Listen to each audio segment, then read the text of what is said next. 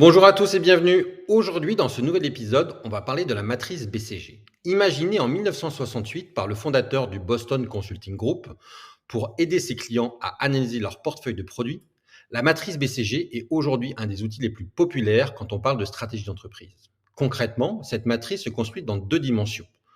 En abscisse, la part de marché relative, cette dimension évalue la force d'un produit par rapport à ses concurrents.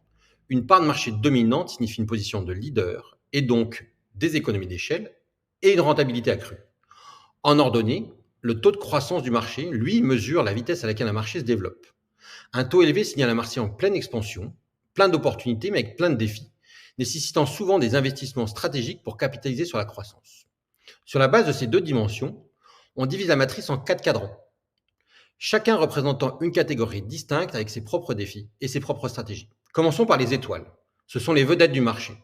Combinant une forte part de marché et un taux de croissance élevé, elles sont prometteuses, mais exigent des investissements pour maintenir leur position et capitaliser sur la croissance rapide du marché. En second, les vaches à lait. Avec une forte part de marché dans un secteur à croissance lente, ces unités sont les moteurs financiers de l'entreprise, génèrent des revenus stables, importants, sans besoin d'investissement massif. Avant-dernière catégorie, les dilemmes. Ces unités opèrent dans des marchés à croissance rapide, mais ont une faible part de marché. Elles posent des questions aux gestionnaires. Doit-il investir pour atteindre une position dominante ou doit-il se retirer pour éviter des coûts excessifs? Enfin, les points morts. Situées dans des marchés à faible croissance avec une faible part de marché, ces unités ne génèrent pas de profit significatif. Il faut donc envisager soit de les restructurer, soit de les vendre, soit de les fermer.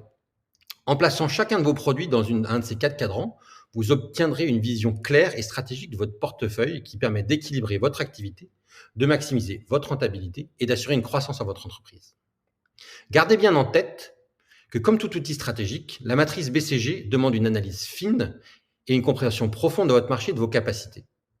Il est parfois judicieux de faire appel à un œil externe pour avoir une perspective fraîche et objective.